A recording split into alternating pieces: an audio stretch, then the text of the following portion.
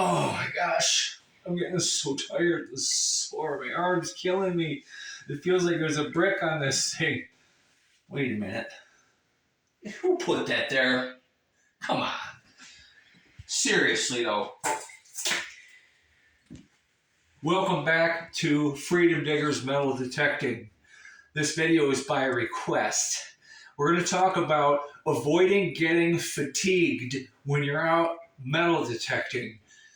Pretty important subject, I think. I mean, after a long hunt, do you really want to come home and be like this? All sore and trying to do something about it? Of course not. You want to be cleaning up your finds and showing them off on Facebook.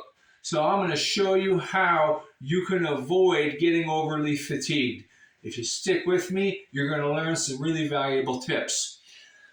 So the first tip, and this is one that I learned a while back from a friend of mine, your coil, your rod length, okay?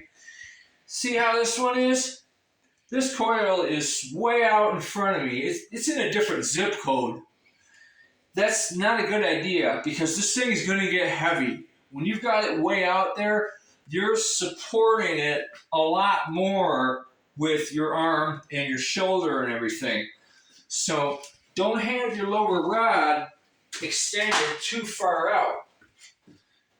You should have it so that your coil is just a little bit in front of you, like maybe about 12, 14 inches or so, nice and comfortable, like that.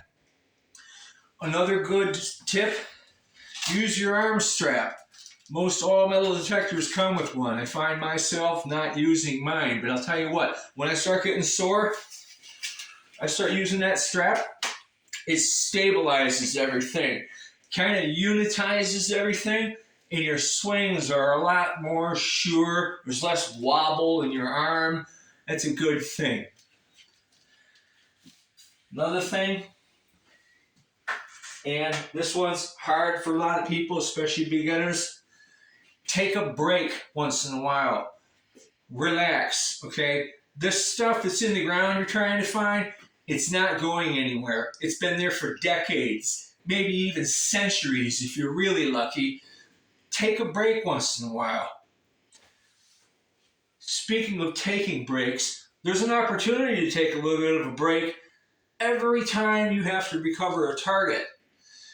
You dig your hole, and I see this, and I've done it myself. You're like this over your plug, finding your target. Sit down.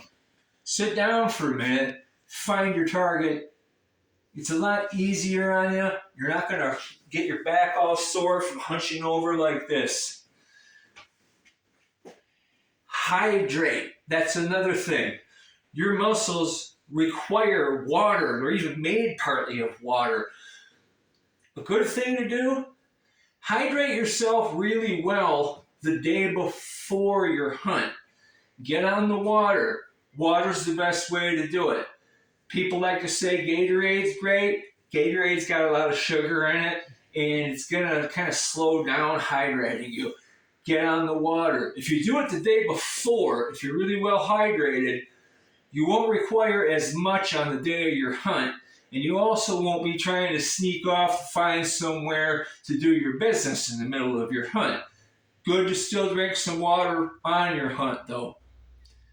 Now, here's a trick that I use quite a bit, and it works if you're able to do it. Some people can't.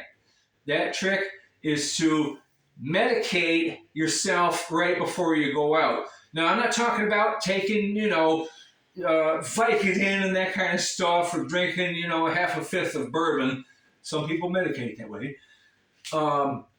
Take some Motrin.